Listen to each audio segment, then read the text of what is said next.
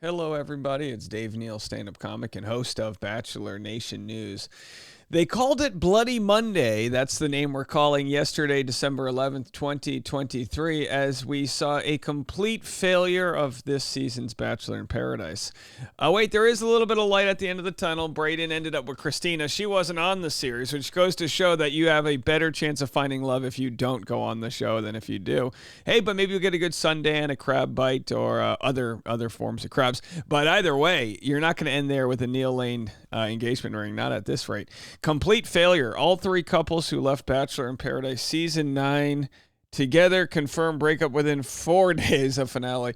I'm going to share all of the different content creators who have covered this, from Zachary Reality to Reality Steve, Bachelor Data, and also going to share what Aaron had to say, what Eliza didn't have to say, and every other story in between. Follow me on Instagram at DNeals, patreon.com/Dave Neal for behind-the-scenes bonus content. I'll be live early this morning at the 9 a.m. hour Pacific time, as I've got a lot going on. It's our 20-week update for my pregnancy, so I get to go see my baby boy later on today as he wiggles around my gorgeous wife's womb. I don't know if there's a better way to put that, but I am so excited to see him. I believe they say he's in the guava or mango stage. He's about the size of a mango. Very nice. Anyway, we'll have that update for you later. And also Bachelor Rush Hour, the afternoon and morning podcast. We'll have all of your non-Bachelor and Bachelor entertainment news all in one spot. Oh, feel like there's stories you can't keep up on in this wild world of content? Just go to Bachelor Rush Hour. We will get you covered. All right, so let's just barrel through it. We had a breakup statement by Kat, Izzo, and John Henry with mutual love and respect. We'll find out why this didn't work. This relationship of all three might be the one that didn't work out because of a ravenous fan base. And I say that because it seemed like they found love, and then when they watched it back is when there can be turmoil. And you might say, hey, well, it's not our fault. Well, in some ways it can be, because I don't think Kat is prepared to deal with the relentless backlash she has received. And John Henry seems like a guy who wants nothing to ruin his chill. He looks like the type of guy that's like, look, I'm going surfing. Don't bum my chill out. Just let me have a good day. And maybe, and again, we don't know for sure, so we'll just wait and see what they say, but maybe that was too much for a young relationship to handle. And then we, of course, got Kat's reminder, hey, please, we're trying to heal. We'll have more on her story in our next video. She's in a wild tiff with Olivia, and fans are divided on who's right, who's wrong. Could Olivia have flown too close to the sun in her slamming back of Kat by exposing private text messages? We'll have to let you know in the next video. And now with Trouble in Paradise, after we lost Aven and Kylee, which we'll give that a quick summary, we were kind of holding out hope for Aaron and Eliza, even though Reality Steve said yesterday 99.9% chance they weren't working out. But of course, to lead the brigade of the dumping, Kylee dumped Aven fast. I mean, the morning after they announced their relationship, she said, following our relationship announcement yesterday, I want to thank my God he did not allow me to live another day in the dark. Okay, these are fighting words. This isn't with mutual respect. I have been grasping with the fact that one of the most important relationships in my life has dissolved due to multiple infidelities. So, of course, Aven remains brave. What's that? No, he actually deleted his Instagram. Okay, well, you can't have it all. So Aven did respond and admit and apologize, which is all you can ask people do. He didn't dodge the topic, but he said his apology and then he went away, which, hey, not a bad thing to do. Go away, take a little holiday. And Aaron, our final couple of the three, said, I want to thank our friend. And again, yesterday was so crazy. I made 7 pieces of content. We had 3 videos, 2 podcasts. I went on Law Talk with Mike. I had the toy drive, and I had a Patreon. We just didn't have time to cover this story. By the time this story came out, I said, you know what? YouTube's going to put me in handcuffs. I'm making too many videos. I'm literally going to get sued for harassment by my whole audience for making too much content. I'm giving you guys too much content, but really, it's Bachelor in Paradise contestants that are giving us. Actually, you know what I'd like to do? So Aaron, here's how it works. I would be remiss if I didn't give them the treatment I give everybody. So I have this website called Epidemic Sound. It's unlicensed music. And I search for sad songs. Here's a good sad song. And then what I do is I play that song while I do a eulogy and speak about the couple. So let's just play this song and speak about the relationship that never was. Ladies and gentlemen, our third and final breakup of Bachelor in Paradise Season 9.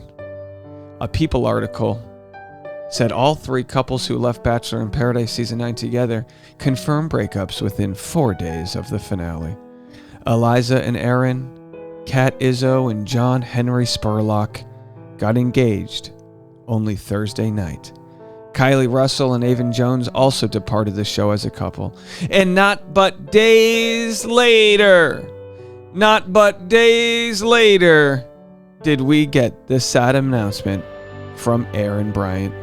A beautiful, sand in your toes, no sock in sight, linen pant too high for the flood, Aaron Bryant and Eliza. What can be said about Eliza that has not been said before? As they walk hand in hand on the beach with a rose-tinted Prosecco and a light turquoise long-sleeve linen shirt, they finally say goodbye. Aaron said, "I want to thank our family, friends, and Bachelor Nation for all their support, not just through the Paradise journey, but after as well. Tricky emotions watching it all unfold. But unfortunately, me and Eliza's love story has come to an end. We're leading our amicable split with nothing but positivity and mutual respect for one another. Thank you all." Ladies and gentlemen, it is with sadness that I report the passing of this relationship. Gone and very soon forgotten. Now, folks, you might say, well, what's Eliza up to? Well, Eliza is dealing with the loss by hanging out in Greece with another man. All right, folks. No. That could be a friend. That could be a cousin. Maybe she's with her dad. Who knows who she's? What are they pouring here? Yep, that's the Greek, right? They're in Greek because that's a lot of K's and AI's. That's Greek. That ain't a Latin. Is that a Latin language? Either way, who cares, folks? There they are. Eliza's moved on as well. And a weird comment from someone out there, and I don't necessarily disagree. They said Eliza, to me, is one of the weirdest contestants to have ever been on the show. Everything about her feels so disingenuous. Also, how has she been on 3 seasons and I feel like I barely know who she is? She's almost like AI to me. Very pretty girl, though. And look, you can't hate on Eliza that she wasn't featured in more episodes. Maybe she's just sort of like, I don't know, got a simple storyline. But of course, we remember the love triangle between her and Rodney and Justin, who, by the way, I've talked to Rodney and Justin about their time on Bachelor in Paradise on my show, Dave Neal's show, if you want to go check that out. And here it is, the only remaining half couple from Bachelor in Paradise, Brayden and Christina Mandrell from Zach's season. They are dating. They are the final one. Oh, you know what? So now that we have all of this information, let's just hip hop through the content creators. I've got Bachelor data here. I've got Zachary Reality, and I've got Reality Steve. Here's what Zachary Reality had to say about Bloody Monday. According to the New York Post, the most popular day to break up with someone is today, December 11th. Now, the date was determined by analyzers who checked Facebook statuses to realize that spring break and right in between the holidays is the time people break up. The holidays can bring up a lot of emotions and challenges for new couples. For anyone not 100% happy in their relationship, it can force them to address feelings of disconnect and make a decision on whether they want to stay right before the holidays. Considering what a whirlwind of a day it's been for Bachelor Nation, this article was way too fitting for me not to make this TikTok. After I heard them talk about it on the toast, of course. Let me know if you guys got broken up with today. So according to the I did not get broken up with today, although I'm sure somebody unsubscribed from me. I'm sure somebody broke up with me today.